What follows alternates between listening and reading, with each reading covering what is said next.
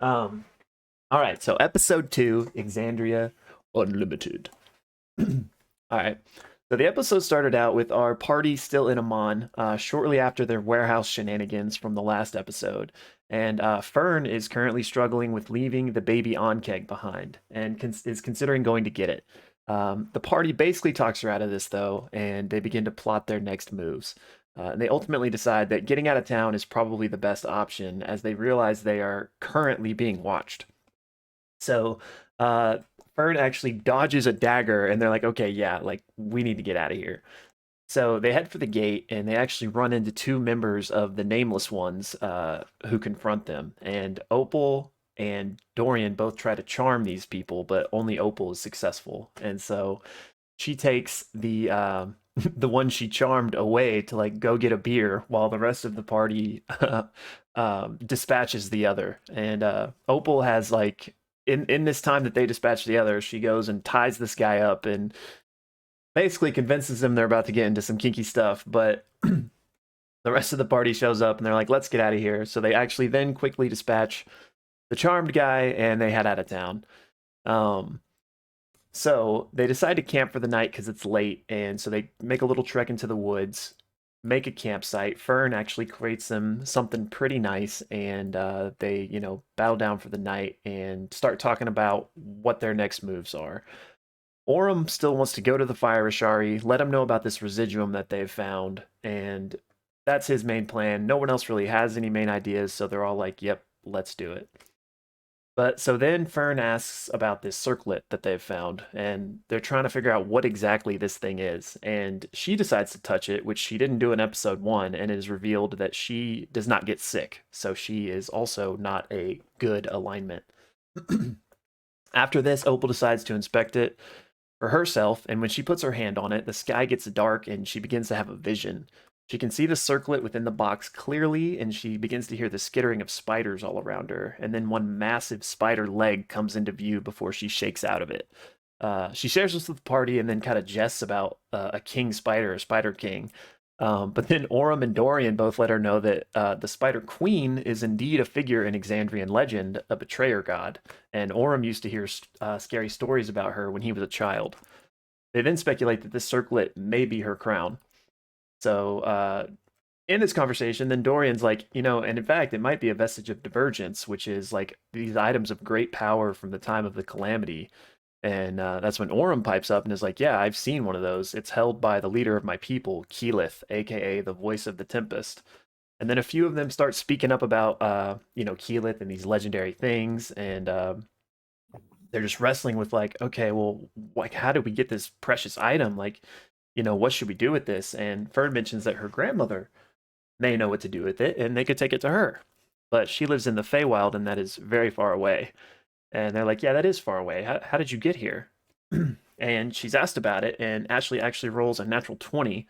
And so she is able to peel back this memory that she had that was kind of being clouded by another memory, and she's able to see into the truth of it and remembers walking with her grandmother to this great stone gate, um, and passing through it and walking for what felt like forever, but also just a second. And eventually she appeared near Singorn and then made her way to Amon. Um, so after hearing all that, they're like, "Yeah, okay. But how about we just go to the fire Ashari and we'll figure out what we're gonna do with that circlet in the meantime." So they go to bed and everyone cycles through their night watches. Not too much happens during the night. Dariax is the first one on watch and he sees what he thinks might be Posca riding away on her horse away from the city in the middle of the night because he just sees a rider that has some red leather.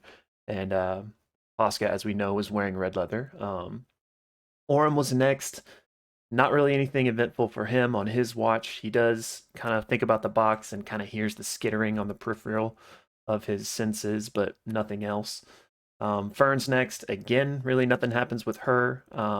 But then she goes to wake up Opal, who is next, and we cut into Opal's dream. And she feels like she's awake and she hears the skittering and she kind of reminisces about the vision that she had earlier and sees the big spider leg again. And then she feels like a face is coming toward her in this dream.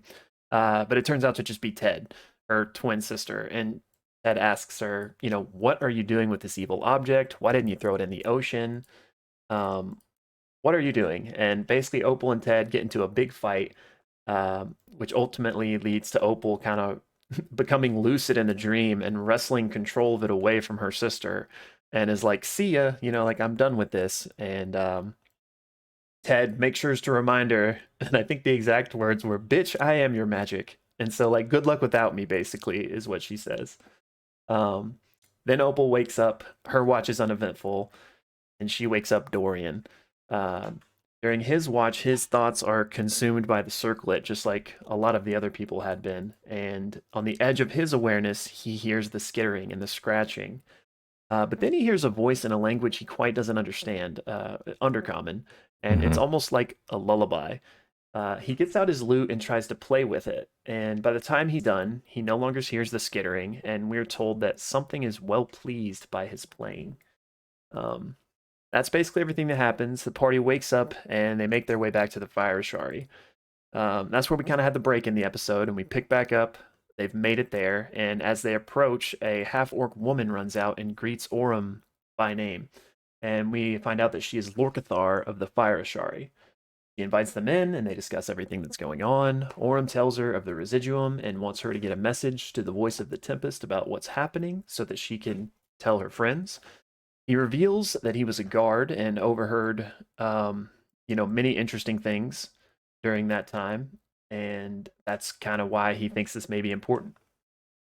They decide not to tell Lorcathar about the circlet for now, and Lorcathar begins to tell them about what they've been dealing with. Something has been happening with the land Thordak, the Cinder King, had touched in this area.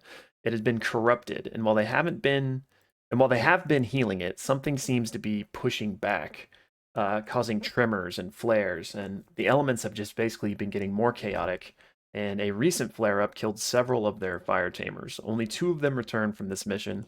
And I'm probably going to say these wrong, but Gesso and Rayon, a non-binary halfling and a male elf, respectively. The party wants to speak to them, and Lorcathar goes to retrieve them. Uh, they come, and Jesho does all the talking, and the party realizes that they quickly have a lot in common. And it's here that it's revealed that the party too has been to this crater altogether, and they saw a lot of the same things that these fire tamers did. Jesho realizes that Mister, Fern's elemental is actually, or Fern's monkey is a fire elemental, and Fern explains how she reached in and used the energy of the crater to kind of like pull him out and just grab him. And Jesho reveals that when they were ambushed by these cinder slag elementals when they were in the crater, the ones that killed seven of their people, these cinder slag elementals were created in the exact same way by a mysterious being. Dorian asks about this creature and describes a woman with wings and blazing wings and lava, and Gesso confirms that yeah, that's what we saw too. Um, a lot of mystery there, but Orem basically says, like I want to help you people, and the rest of the party's like, well, if he wants to help, we want to help. Um, Fern then feels a tremor in the earth that no one else does, and a short while later, a massive earthquake occurs.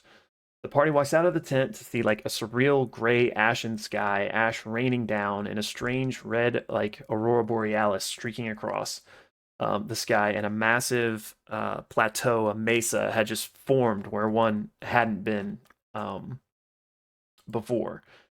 Um, Chaos is going on. A lot of the Ashari are running around and they do not know what to do. They eventually run into Lorcathar again, though, and she asks, "Hey, we don't know what's going on. Can you please help us figure out what is happening here?" So they're like, "Yeah, we'll do it." And so they make their way to this new plateau and climb their way up, which proves to be pretty difficult. And also with this ash raining down, filling their lungs, they're at risk of getting points of exhaustion. The longer they are in this and the more they talk, the higher chance of it is. So as they're going, they eventually see a light in the distance, and when they approach it, they realize um, that this is a like broiling sigil in the ground at the top of this um, mesa. And sorry, so the party's trying to figure out what the heck this is, and Opal gets close to it, and is like, well, let me spray some perfume near it and see what happens. But before she does that to be safe, she's like, I cast shield on myself. But her magic does not work. So she's terrified by this and kind of retreats to reassess.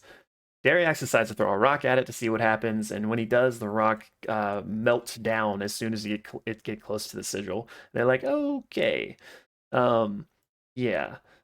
And it's at this point that Fern notices that the sigil seems to be incomplete, and so Dariax suggests, "Hey, well, how about we just give Mister to it?" And the party notices that Mister is completely ignoring them, and he is fixated on the rune, and he no longer has the form of a monkey. He is now just pure fire elemental. So something's going on with this in him.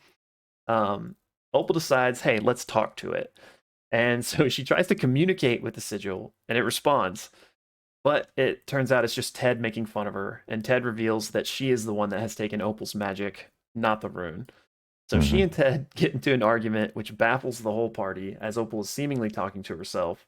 But they decide to hold that and talk about it later. They got more important things going on. So Fern decides to walk up and touch the rune, and as a fire druid, she's not bothered by the heat, but does notice that it is extremely hot. And nothing happens, but she does kind of feel at one with the fire. Again, it is suggested that maybe Mister could go in because he's fixated on it. He is a fire elemental. Maybe there's something there. And Fern asks if that's what he wants, if he wants to go home. And he doesn't actually respond to that, but he is still just fixated on it. So they approach together, and when they reach the edge, Fern is kind of blown back by this massive force. And there, where Mister stood, is now like this giant swirling ash elemental. So they enter combat with it and are fighting it. And then Dorian has, in my opinion, the MVP move of the whole session. And he casts Dissonant Whispers, which forces the enemy to flee away from you. And it is successful, and it causes Mister to step off the rune, which causes him to revert from that back to his normal form. Um, it's at this point, I had to mention this, that Dariax is like, now's our chance. And so Dariax still rushes to attack Mister, but he rolls a nat one. And Fern is able to move Mister right out of the way at the last second. And in so doing, Dariax is stumbling and is going to fall into the sigil, but Orem helps him out, prevents that from happening. But his spear does get burned up in the process. So they exit the plateau and realize they basically had accomplished nothing, found out nothing. What do they do now? But they run into Lorcathar, tell her what they found. They actually draw the sigil for her to get her take on it. She doesn't recognize it, but says, "You know what? I know somebody that might." A rune child by the name of Sean Gilmore. Go find him in Amman. Do me this favor. Go find him in Amman. See if he can help us figure out what this is. And that's basically the end of the episode, but we do get a little post credit scene. Um, and I'll just read that verbatim here. It is Ted watches from a dark place, seething with frustration, love, and duty, but definitely frustration. She will cave. She will always protect her sister from the world, from herself, always. And that was the episode. And sorry for talking for like 50 straight minutes, but boom. Hopefully,